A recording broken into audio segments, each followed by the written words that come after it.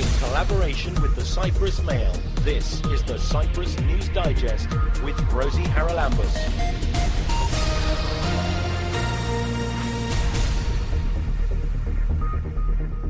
Coming up on this week's programme, we talk to the head of the Department of Forests about the dangers of forest fires and what we can do to help.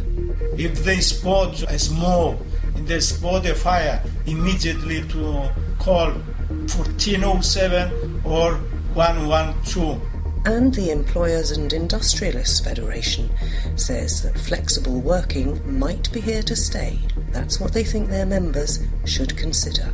And I think from now on, we're going to be looking towards them to actually shape the working environment for our employees. We're not yet at the end of May, and already there have been several forest fires on the island. Now, after the very wet winter we had, then undoubtedly there is a great risk in the usual fire months of the summer that with all the undergrowth, fires will spread literally like wildfire. We're joined on this week's programme by the head of the Department of Forests, Haralambous Alexandrou, and he's going to tell us what's been going on and what we can do to try and minimise the risk. Haralambous, first of all, tell us about the fires that we've already had. There were several big ones this week. So, do we know how they started? That's the most important thing, isn't it? Yeah. They started, we did have a fire, the biggest one at Gornos area. We started by accident, from a road car accident there. So there was a car crash and the sparks started a fire? That's okay. Correct. Started the fire in the one side of the motorway, and then as a result of the extreme weather condition, high temperatures, and it was windy as well, wasn't it? Windy, but before we get to windy, it's the relative humidity of the air, very low. One of the driest days, Nicosia 14% the relative humidity. Paphos area, we all know with the relative humidity at Forestry only 16% the relative humidity. That means the fire is spread through the air, and particularly above pine trees where you have the volatile substances in the pine. The resin and so on. The resin is also due to the volatility of these substances. Then the whole area above the pine trees is flammable. It's like you have zivania, and then you light the match, and the volatile part of zivania above the liquid part ignites. It's the same way. So the fire spreads due to the relative humidity, the low relative humidity. And of course, there is the wind. It's the strength of the wind, but also the direction. My friend, the direction. Imagine that you have fire, directing the fire into the forest area, moving the fire into the opposite direction. Yesterday at Gornos, it was northeast winds, so they were pushing the fire into the reforested area. If the winds were west winds, then the fire were moving towards the motorway, easier to fight the fire. So it's very difficult to fight the fire which is supported not only by the strength but also by the direction of the wind. How long did it take to bring under control? It's 2 hours. It was under part control. Okay. And you've got to be careful, haven't you, once it's even thought to be extinguished, that there are no flare-ups from underground That's sparks. the reason why we said it was partially a control at 1:30. At 4:30 to announce that is under full control, because to make sure that the whole perimeter of the fire was extinguished, we did have some ignitions started from the edge of the fire. Right, tell me about the ones, because there were several as well, I think, in the Ayanapa area in the east of the island. Yeah. Now, that's not a forested area for the most part. I know there are some small woodlands there, But how did those start? That's correct, and it's a very good question actually. What I would like to say first is that I have been in this department for 30 years now, and this is the second year we did have major forest fires in that area. We consider this area as a low danger area due to the lower high temperature. The temperatures there are around 30, 32, 33, only some days above this, but the temperature usually is around these numbers. However, the last year we do have, I don't remember exactly, but we have maybe 5 or 10 major forest fires. And yesterday we have three fires there. 3 fires. In one day? In one day. How do you determine how these fires start? The car crash is obvious. Yeah, that's correct. But when it's arson, and sadly we do have cases here of people deliberately setting fires, particularly in this dangerous season, how do you find out how a fire starts? It's by investigating and in the process of excluding some factor. For example, in Aianaba, the one that in the Sodira forest, the one that threatened the residential buildings there. First, we made sure that the fire didn't start from the motorway. Sure, definitely, didn't start there. So then the next thing you do is start thinking and investigating if there are some activities there from where the fire can start. So if people were out having a barbecue or something, although they're not allowed to at the moment, but no, some people do. It's mostly agricultural activity. We are looking if there are a field there. Are they burning stubble? No, because an area there where there were beehives there, so it's. We did have some fires from such activity in the past, but we didn't find any evidence to help us say with, let's say, some level of confidence that is starting from there. And of course, always there is the arson, but you cannot know because the modus of the people. You don't know how people can, so you never know how the people can react. So you cannot have a direction about arsonists. So there isn't any obvious there, but you don't know how people react. Now, the ones that start near motorways very often are discarded cigarettes, aren't they? And that's something that people don't seem to have learned here after all these years. Never to, well, they shouldn't anyway for littering purposes, but the fire risk of throwing cigarette stubs out of car windows is really dangerous, isn't it? That's correct. And we did have a number of these fires at Gornos areas, and also we have a large number of fires on motorways starting from the exhaust of the vehicles, from the exhaust, particularly from the big loaders, particularly after a hill and then a road with some inclination, some slope. We did have one all the way up to Gardama Forest in the heart of Trollos Mountain. How does an exhaust start a fire? It's in this box before we have the end part of the whole exhaust system, There is some heat, there is some temperature. But if it's not coming into contact with fields, somehow sparks. Sparks or from let's say residues from the whole system there are thrown somehow. We don't know. There was a loader there passing, let's say 5 minutes.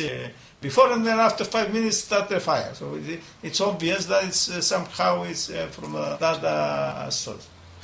What can the public do in the coming months? Because it's very early, isn't it, May, to have so many fires, and we normally expect them, do we not, sort of the July time and through the summer? So what should people be thinking, and what are the emergency numbers to call if they see smoke? There was also a huge fire, I think, that destroyed ancient olive trees in the occupied areas. So it's not just in the southern part of the island, it's obviously that the heat that we've had, and as I said, the rain during the winter has left us in a very dangerous situation. What should people do? It's mostly the heat wave rather than the rainy winter we had. But the Forestry Department has, correct me if I'm wrong, been up in the forests and also encouraging villagers with sheep and goats to let them graze under the trees, to try and let them mow down, as it were, the undergrowth, which is tinder dry. That's a very good practice, and that's why we construct the fire breaks. You want to have a break of the vegetation so as to have to disrupt the continuity of the forest fire. So the same is with having the goats and the sheep there, they are undergrowth. Or even with these small ponds are made by the goats and sheep when they wander in the fields. It helps to have the fire not to spread so quickly as not having this eating by the sheep and goats. But anyway, I see a double role of the public. First, it's my warm request to avoid any activities that can lead to the starting of the fire, like throwing, as you said, cigarettes outside. I mean, this is stupid to throw the cigarette outside. You can put out the cigarette end in the ash box there. And empty it at home. Yeah, that's correct. That's not to litter also, not just to have a fire starting, but not to litter also, and not to carry any agricultural activities there. Can light a fire to burn the residues from pruning their fields, or to burn the weeds out of their fields. This is true also for the owners of residential homes. No bonfires. That's correct. And in terms of people who do spot smoke or flames? That's the other role. This one, we don't want people to start the fire, and the other role is people to help us. If they spot a smoke, if they spot a fire, immediately to call 1407 or 112. 1407 or 112. That's correct. But also, I want to thank these people who help us, because yes, it's true that last year particularly, a lot of people help us by calling at 1407, and there was a number of fires, more than fires, spotted earlier by the public and reported to the Department of Forest before our system, observation system, early detection system we have established to spot the fire. And this helps us for a quicker response, which, the quicker response is also very vital to put out the fire. Let's finish on a happier note, and just tell me how the Solea Valley is doing, because it's now, 2 years or 3 since we had... 4 years. 4 years? Goodness me. It's June 2016. And that was an absolutely enormous conflagration, but the Forestry Department was in there very quickly trying to help the forest recover. Yeah. How's it doing? I always say that nature knows better than we do, so it's good in most of the cases let nature works alone and try to support nature. And yes, there is a very important, significant field where there is a need for our intervention. It should prevent soil erosion and floods. So the first thing it needs to be done is to stop soil erosion by taking a series of measures and then preventing the floods so as to have problems and downhills either with the agricultural fields or with the residential area. But you did that. Yeah, and of course, so yes. That's the most important thing of all the measures, particularly in Cyprus with this dry climate and the hills and the slopes. The first thing you need to do is to stop soil erosion and the floods. And then, of course, we let nature work alone, but also there are some places in its support. But you've done that, and so what does the forest look like now? It looks better, of course, than in it. How long does it take for it to, let me say, you could say, fully recover? Fully recovered, you need more than 100 years, for sure, no doubt. But I can say that it needs about, let's say, 10 to 20 years to start see a change, okay? And then the next stage is around 40 to 50 years, and then to come over 100 years. So it needs at least another 10 years. Look at Cyprus, for example. Cyprus, it was 2006 or 7, I think, okay? And if you look at it now, it changes, it looks much better now, but it's still, you don't see yet the pine trees and grow above the other shrub vegetation. But they are growing, that's the main thing. So it does show you that if we do have these devastating forest fires, although it can eventually recover, it does take a very long time. Those numbers once again, 1407 or 112 if you spot even a whiff of smoke anywhere on the island, because the sooner the fire brigade and the Forestry Department can get there, the more chance they have of preventing a major catastrophe. Our thanks to Haralambos Alexandrou, the Chief of the Department of Forests, for bringing us up to date. Keep up to date with events in Cyprus and around the world with the Cyprus News Digest. In collaboration with the Cyprus Mail, this is the Cyprus News Digest with Rosie Haralambos.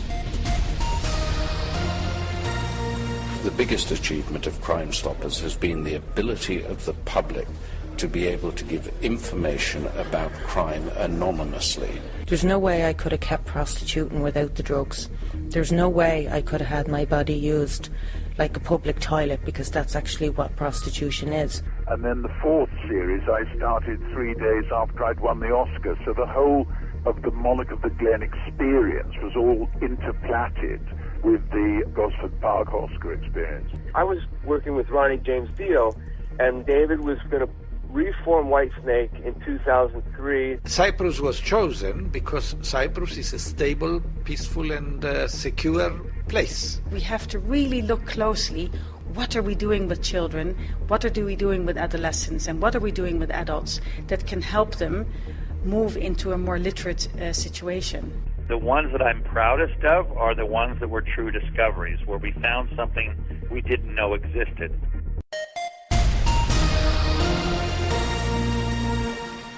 The Employers and Industrialists Federation of Cyprus, OEV as it's known, issued advice to its members this week, because Thursday saw the opening up of businesses, and coming out of lockdown is perhaps not as easy as it sounds.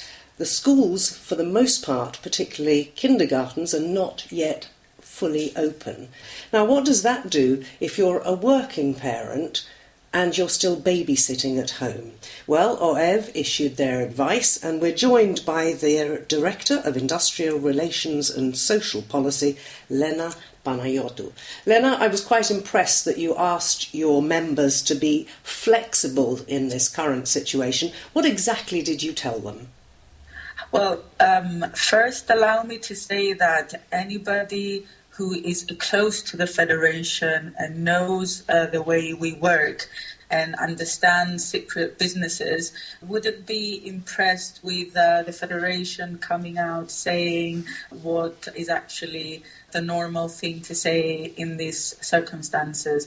We understand that there is a concern out there, both from a business perspective, but also from all those parents who have been asked to stay at home and take care of their children, on what's going to happen in terms of their employment.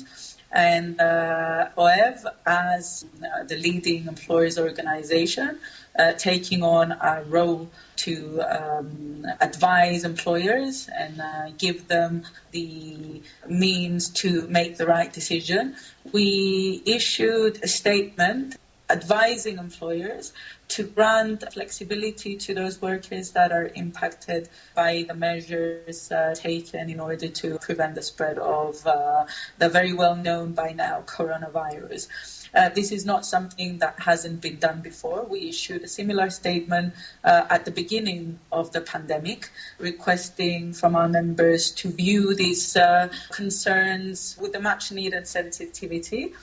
And we put down our suggestions in terms of what can be done with the legal framework and the labor law in terms of accommodating all these needs. So this shouldn't be surprising to people out there, as it is one of our roles to safeguard the right and continuous functioning of businesses. So what can be done? I mean, it's also interesting to me that because we were forced in a way to do this because of the pandemic, we could we not, and are you going to encourage your members to perhaps continue some of these measures when things do get properly back to normal?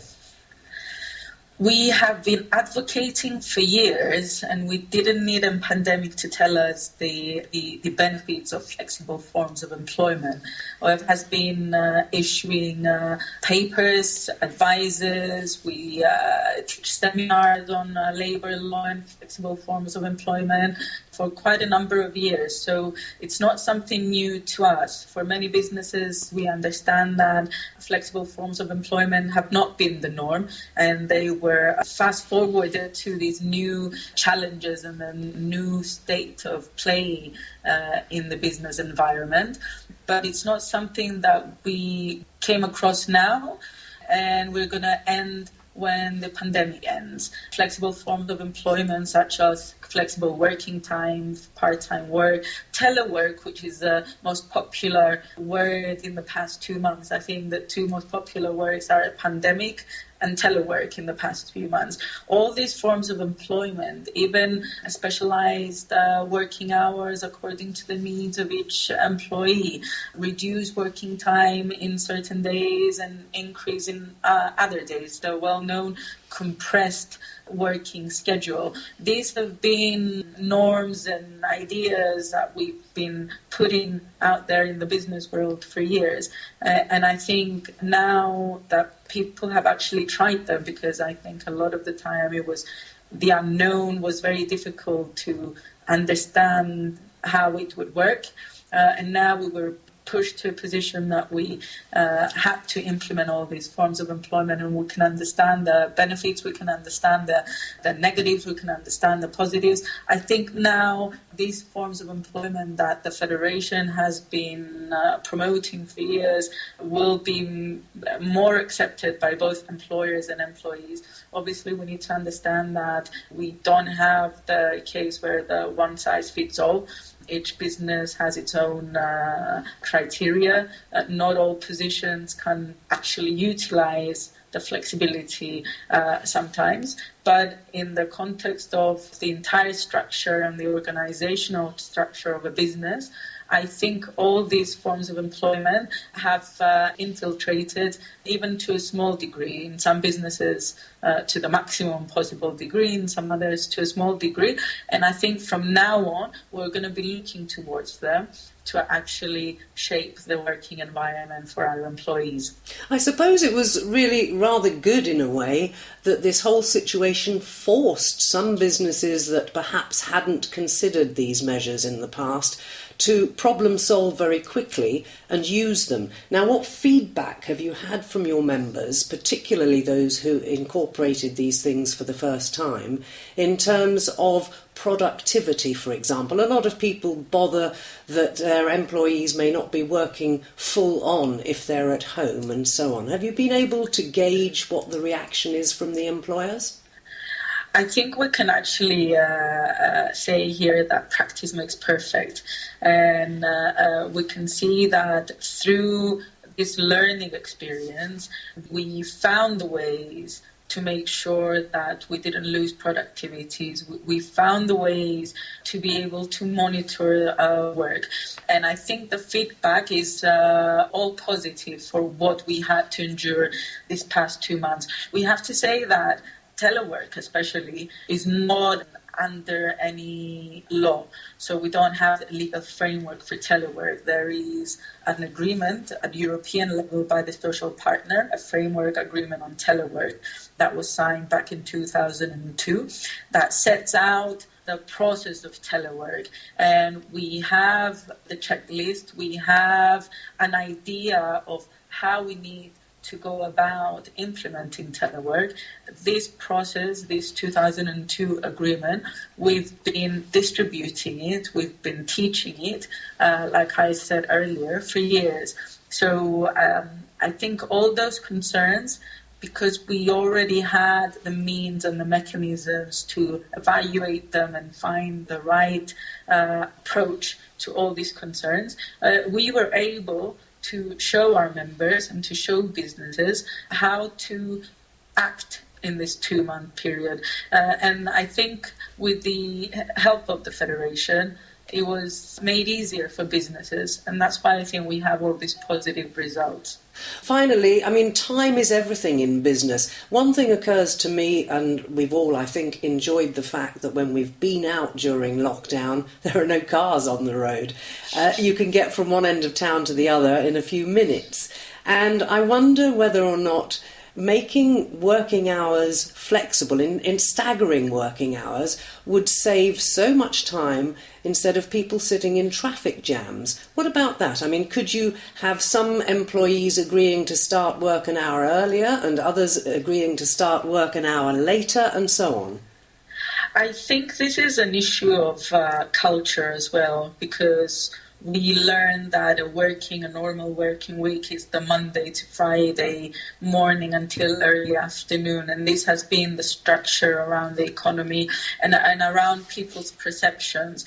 This was very difficult to change. And it was one of the main struggles we had as a federation to show our social partners that by implementing flexible forms of employment, it wasn't to disadvantage employees, but it was to give them other benefits, such as a different approach to their lifestyle as well. So the move from the norm, the Monday to Friday, I think will be made easier through this experience, because I think people will understand that you can do a lot of things in different times of the day. You can find more benefits in different times of the day, and not every position and not every job needs a 9 to 5 Monday to Friday. It could even be, I suppose, that you could take your weekend on Sunday and Monday and then work from Tuesday to Saturday.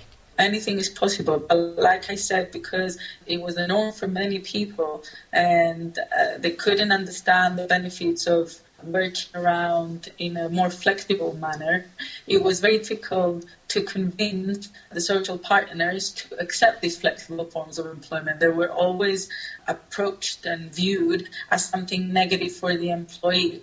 But we've been trying to show that this approach is a win-win situation for everybody. For some people, it fits their lifestyle to have the Monday to Friday. That's completely understandable. For some other people, it fits their lifestyle to have something more flexible. All this resonates on business as well. Some businesses, we understand that it's not very easy to have flexibility, while other businesses, it's much easier to approach the working environment with a flexible view in terms of how we organize our business. I think that you're right in that this experience has given the opportunity for people to assess alternatives. What their ideal working environment would be. Well, we wish you luck as you continue with your efforts at the Employers and Industrialists Federation. Lena Banayotou, thank you very much for joining me. Thank you very much.